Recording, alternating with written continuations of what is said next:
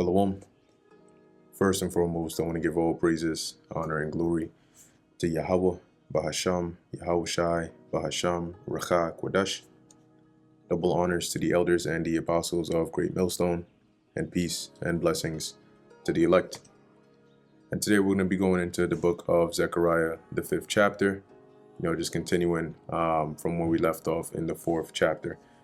And so in Zechariah, the 5th chapter, we are, Zechariah is still, seeing this vision, in which, he had saw Joshua the high priest with the filthy garments.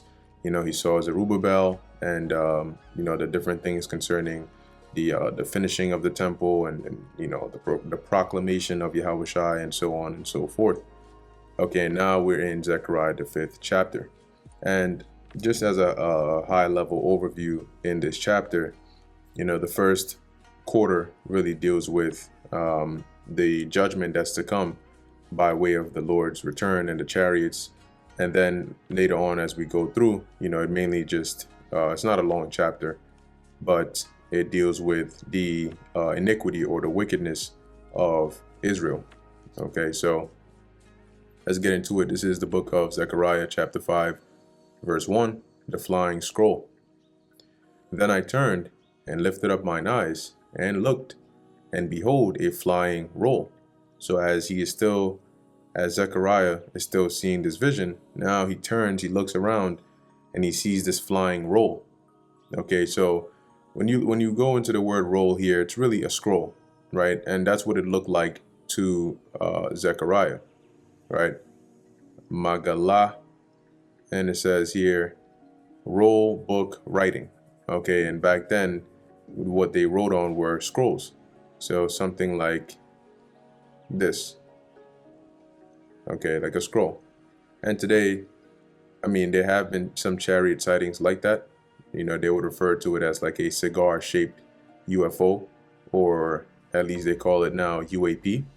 And that's what this flying roll that Zechariah saw was in this vision. It was really a so-called UFO, but as they are known in the scriptures as the chariots of God. And those are the vehicles in which the angels travel in. And he said unto me, what seest thou? And I answered, I see a flying roll. The length thereof is 20 cubits, and the breadth thereof is 10 cubits. Then said he unto me, this is the curse that goeth forth over the face of the whole earth.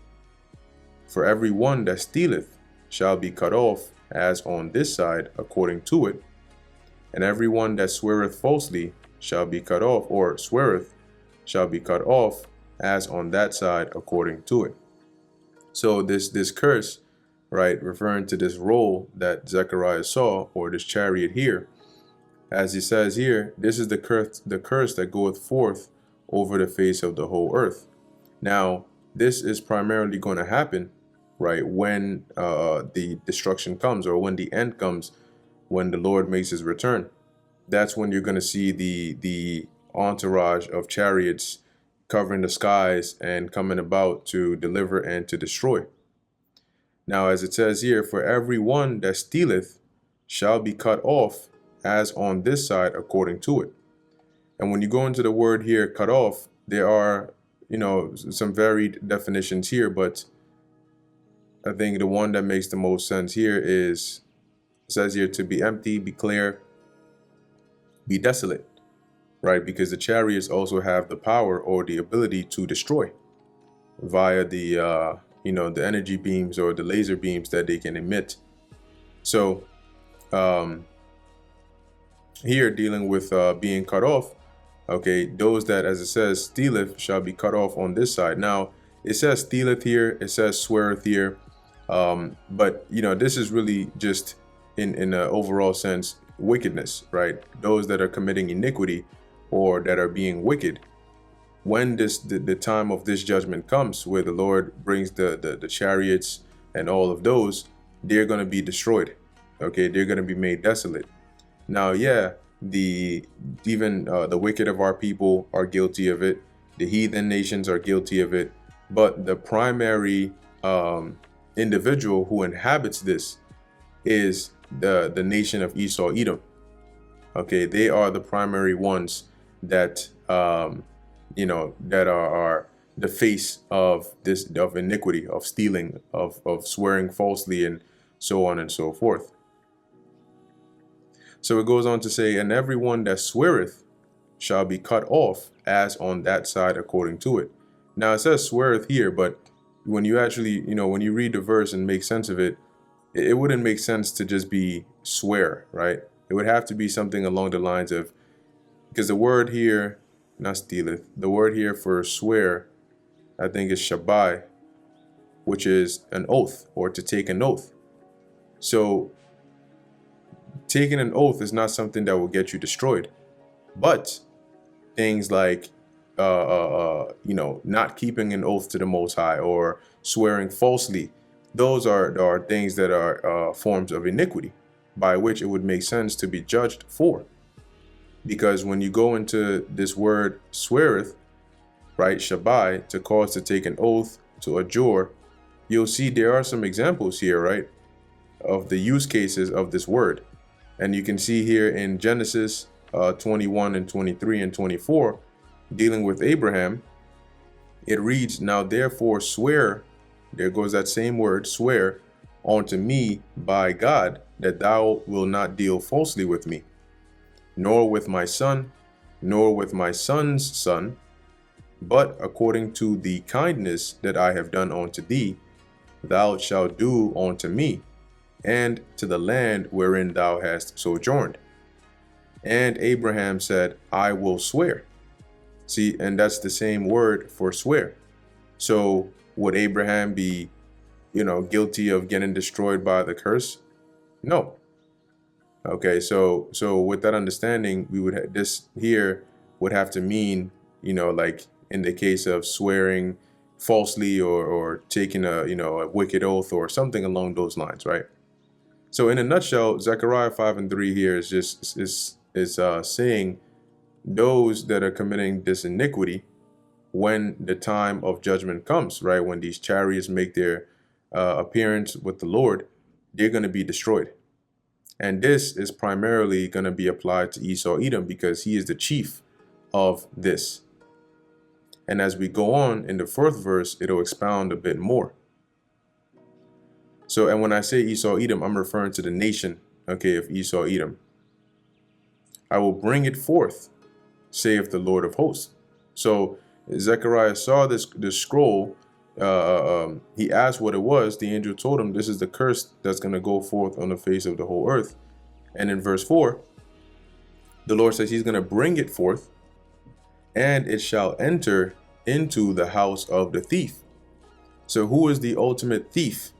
The ultimate thief, when it says the thief, this is highlighting the ultimate thief. For example, the wicked, not a wicked man, or some wicked people, but the wicked, meaning who is primarily known for this, and that is the nation of Esau, starting with their top elites in this time. So it shall enter into the house of the thief. As a matter of fact, they stole us, right? When they came to the different parts of the world, primarily the different coasts of Africa, they literally stole people and brought them and sold them into slavery. Okay. It says, and into the house of him that sweareth falsely by my name. See? So in the third verse, it mentioned what? Him that stealeth, right? And everyone that sweareth. And in the fourth verse, it now expounds and mentions this curse going into the house of the thief and him that sweareth falsely by my name. And Esau is also guilty of that, though he doesn't go around using the actual name of Yahweh Bahasham Yahushai, but he uses the reputation, or the I think reputation would probably be the best word to use here, that goes with it, to deceive. And so this, and the house that it's going to enter into, when you go into the word house, is bayath, which is like a dwelling or a habitation. The primary house of Esau today is Babylon, aka America. And so when the Lord makes his return, when the chariots make their appearance, there are going to be chariots all around the world doing the different tasks that the Lord has requires of them, but the primary focus or the focal point or place is going to be here in the house of the thief, which is America, where they are going to deliver the elect, but they're also going to destroy this place with fire, along with the nuclear missiles. So as we keep reading, and it shall remain in the midst of his house. So when they make their way here, they're going to stay here and destroy this place, and shall consume it with the timber thereof and the stones thereof. What that means is they're going to destroy it with the foundation. There's going to be nothing left. And when you read, there's even a precept that talks about how the Lord is going to spread the line of confusion upon this place. And that's a way of saying that when the destruction clears, this land is going to be just pretty much like a complete desert, where you can't tell one place from another, or where one location was from the other. Now, another precept for this, right, which I thought about because it mentioned them remaining in the midst of the house, because when they make their appearance, i.e. the curse, what is it going to be to do? To bring judgment. And when we go to the book of Daniel, the 7th chapter, dealing with, I'm just going to go, let me start at 25. And he shall speak great words against the Most High, and shall wear out the saints of the Most High. This he is Esau, Edom. Then the saints are the Israelites, and think to change times and laws, which they're doing now, and they shall be given into his hand for a time and times and the dividing of time. But the judgment shall sit. See, so it's going to remain, and they shall take away his dominion to consume and to destroy it unto the end. See, so ultimately that's what's going to happen to this devil's, kingdom. Carrying on, verse 5. So now it switches gear a little, right? It says, then the angel that talked with me went forth and said unto me, lift up now thine eyes and see what is this that goeth forth. So when Zechariah, from the first verse to the 4th verse, when he looked in this direction, this is what he saw. And then the angel that was talking with him moved somewhere else and told him, look over here now. So now he looks in a different direction, and we're about to read what he saw there. Lift up now thine eyes and see what is this that goeth forth. And I said, what is it? And he said, this is an ephah that goeth forth. He said, moreover, this is their resemblance through all the earth. Now, an ephah is a measurement, right? Let me actually pull up the definition on here, but an ephah is a measurement, okay? And in order to measure certain things, sometimes you use a receptacle here, which is a good one, right? So when we look at the word ephah, ayapa, it says here, the receptacle for measuring or holding that amount. Now, when we look up the word receptacle, it's just something to hold something, right? So receptacle, we can do meaning. And you can see here it says a receptacle is an object or space used to contain something. So when you're measuring in terms of an ephah, there would be some like basket or some container of a certain size that would be used to measure that weight or that ephah, as it is said. Like today, when you think of a bottle of water, it's you imagine a vessel, a bottle. When you think of 1 gallon, if somebody says 1 gallon, you have some idea of what that looks like, right? So when they say an ephah, it's a measurement, but it's typically based on some like container that is used to measure that. So if you fill up this container, that is 1 ephah of whatever it is you've put in there. So Zechariah sees this ephah, right? And it says here, this is an ephah that goeth forth. He said, moreover, this is their resemblance through all the earth. So this ephah that you're seeing, this is the appearance of it. And then he's going to go on and expound. Verse 7, and behold, there was lifted up a talent of lead, and this is a woman, that sitteth in the midst of the ephah. So this talent of lead, and I like this, and when you read this in some of the other translations, they make it a bit clearer. As in the talent of lead that was lifted up is more so like the lid of this container, of this ephah, right? So if you read the NKJV, it says, here is a lead disc lifted up, and this is a woman sitting inside the basket. NLT, then the heavy lead cover was lifted off the basket, and there was a woman sitting inside it. Now keep in mind, this is a vision that he is seeing, right? So it's not like there's an actual woman in here, but he's seeing this, and this is going to represent something. So far he sees this ephah, he sees the lid gets lifted up, and there's a woman inside of it. And he said, this is wickedness. And he cast it into the midst of the ephah, and he cast the weight of lead upon the mouth thereof. So basically, he basically said, get your ass back in there. But, like, I'm just messing around. But he basically, kept the lady back the angel basically kept the lady back in the ephah, and then covered the top again with the lid. Now, what I find interesting is how this is a vision, right? And as we just read, this woman in the midst of the ephah represented wickedness. But it's interesting that in the vision, the Lord decided to represent this using a woman, right? Now, when you also go to the book of, see if I can find it, Ecclesiasticus or Sirach, I believe it's 26. Whoa, 26 or 25. Let's see.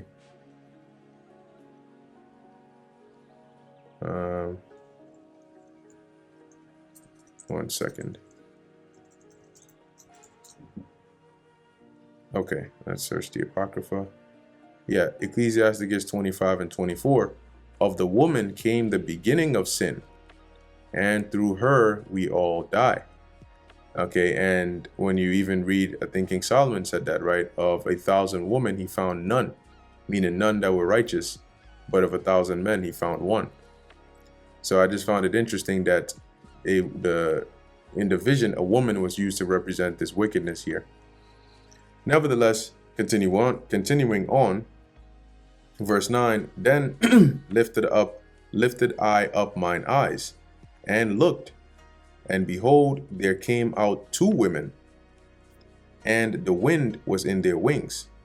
So he first sees this ephah, and then the angel opens the top of the ephah, and he sees this woman inside of it. And then the angel says, this is wickedness, and then pushes her back in, and then closes the ephah. And then he turns around and he sees 2 women, and this time they're gliding. They're like pulling up in the air. When it says the wind was in their wings, number one, they had wings, but number two, they were pretty much like in the air, right? It says, for they had wings like the wings of a stork. And if you don't know what a stork is, stork, bird, and let me see, wings. There you go. So you can see this right here. This is a quick image of a stork, right?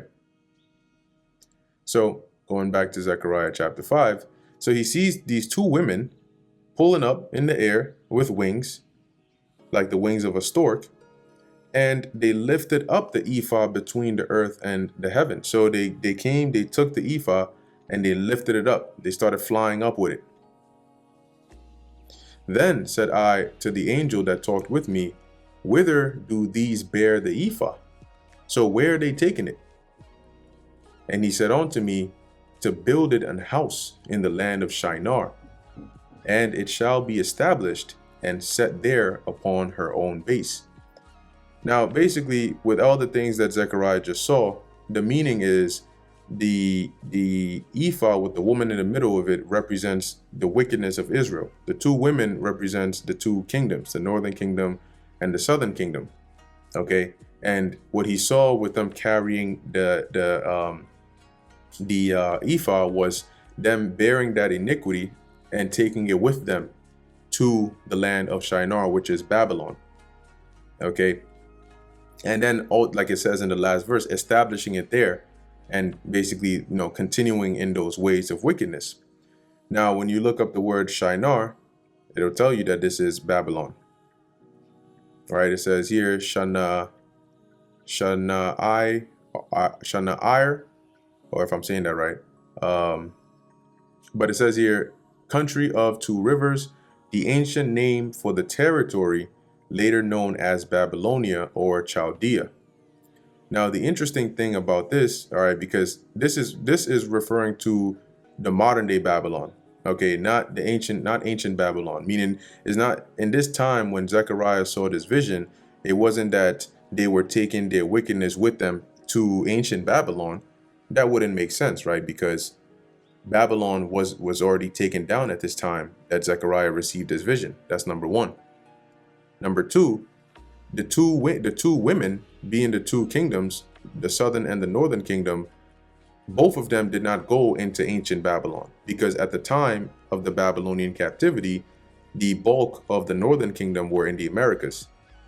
So they didn't go into the Babylonian captivity with the southern kingdom. Okay. However, both of them did come here to the modern day Babylon, which is America. And here, though we were oppressed here, which I'm going to get a precept on that, guess what? Jake brought their wickedness back here again. So what's an example? Guess what? When you go to, which this is not, exactly in Babylon, but they brought it, those that come from this area that I'm about to mention to America, bring their wickedness with them. So you have certain areas in like Central and South America where you have like Haitians, like the Levites, that will perform like voodoo and dark magic and all these forms of wickedness. But also just generally, Jake here, both Southern and Northern Kingdom, being brought from the East to America, continued in their wickedness. And you see it today. Okay. And as a matter of fact, it's very accurate that it mentioned that they took this wickedness, brought it to the land of Shinar, which is Babylon, and then, as it says here, to build a house to it and to establish it. Because when you look at the level of wickedness that Jake has reached today here in Babylon, it has pretty much exceeded all the level of wickedness that they used to do even in the past. Like Jake is the most wicked here and now than they've ever been. And the last precept I want to get is the book of Jeremiah, chapter 50, verse 33. And it reads, now this is referring to America, right? Jeremiah 50 is going into a prophecy of the destruction of modern day Babylon. So it reads, thus saith the Lord Yahweh of hosts, the children of Israel, which is referring to the northern kingdom, and the children of Judah, which is referring to the southern kingdom, were oppressed together. And all they that took them captives held them fast, meaning they held them down securely so they couldn't escape. They refused to let them go. So where were we oppressed together? Here in the land of America. Okay. So going back to Zechariah, the 5th chapter, this is pretty much the end of the chapter, and this is the interpretation of the vision that Zechariah received. So, Lord willing, this was edifying to the elect. In closing, I want to give all praises, honor, and glory to Yahweh, Bahasham, Yahweh Shai, Bahasham, Racha Kodash. And until next time, Shalom.